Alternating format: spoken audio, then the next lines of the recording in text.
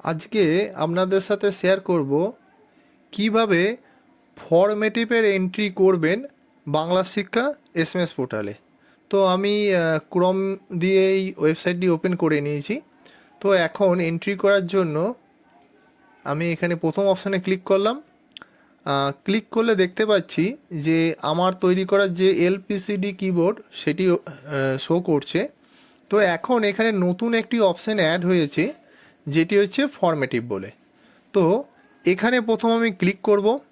Click করার পর এখানে আপনাকে মেনশন করতে হবে যে মার্কস র্যান্ডামলি মার্কস বসানোর জন্য যদি চান আপনারা, তো সেখানে মিনিমাম কত নাম্বার ম্যাক্সিমাম কত এর মধ্যে সেট করে দিন। সেট করে দেওয়ার পর এন্ট্রি যে বাটন রয়েছে এখানে ক্লিক করুন। তো আমি এখানে এন্ট্রি বাটনে ক্লিক করে দেখাচ্ছি। তো এখানে দেখুন প্রথমে ঘরগুলো দেখুন পুরো ফাঁকা রয়েছে।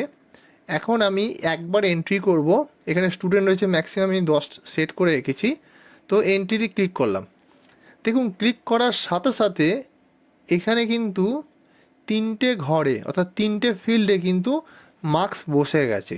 বা আমি যদি এর পরের ঘরটাতে ক্লিক করি সেখানেও দেখুন বসে গেছে। বা আমি যদি আবার ক্লিক করি দেখুন বসে গেছে।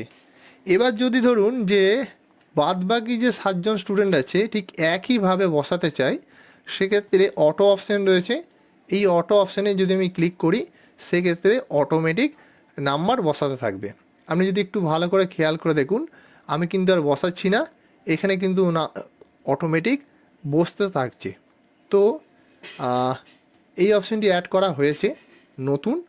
আপনারা এখন এই মুহূর্তে আপডেট পাবেন না, পরবর্তীকালে এই আপডেটটি চলে আসবে। ধন্যবাদ সম্পূর্ণ ভিডিওটি দেখার জন্য।